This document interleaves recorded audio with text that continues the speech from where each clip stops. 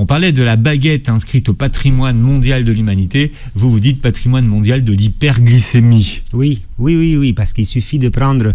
Alors là, j'ai une belle image sur le livre. Donc, un soda, une barre chocolatée, un cookie, une baguette blanche, laquelle va avoir l'impact le plus fort sur la glycémie. Donc, l'index glycémique le plus élevé. C'est ça, c'est la baguette blanche. Alors qu'on ne s'en douterait pas. Alors, que s'est-il passé? Et vous dites que c'est l'équivalent d'un paquet de bonbons de mauvaise qualité. Oui, voilà, c'est ça. C'est-à-dire que quand on mange du pain blanc, une baguette, on mange du sucre. Oui, on mange du sucre. C'est ça que ça veut dire. Oui, c'est ça. Il y a un petit peu de vitamines, il y a un petit peu d'oligo-éléments, mais très peu. Et de toute façon, les oligo-éléments, sans le levain naturel, on ne peut pas bien les assimiler. Donc, c'est un énorme problème. Donc, ce problème de glycémie a fait, entre autres, que puisque le pain, c'est l'aliment le plus consommé en France, on soit passé en 20 à 25 années en France, donc aujourd'hui, on avait donc 30%, il y a 20-25 années, de personnes qui étaient soit en surpoids, soit en obésité. Là, on vient de franchir la barre de 1 sur 2. Et donc, il y a un véritable problème lorsque l'aliment de base est corrompu, sur tout l'ensemble de la population, et en particulier donc avec ce problème de glycémie.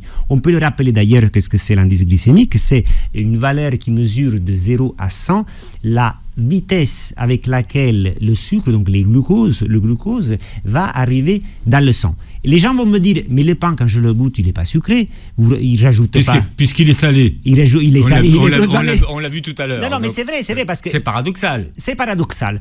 Sauf que, qu'est-ce qui se passe? C'est que, je reprends toujours le petit dessin tout à l'heure, c'est-à-dire que quand vous avez donc, à partir du moment où vous avez une mouture qui va prendre cette partie-là, là on est à 80% d'amidon. Donc c'est la partie centrale du grain de blé, voilà. Et cette partie blanche, c'est des amidons. Les amidons, c'est quoi? C'est des glucides complexes. Qu'est-ce que ça veut dire? Ça veut dire que c'est des molécules, macromolécules, c'est-à-dire des grosses molécules de glucose, dans lesquelles le glucose, pourquoi on ne le sent pas au goût? C'est parce qu'il est relié dans cette grosse molécule.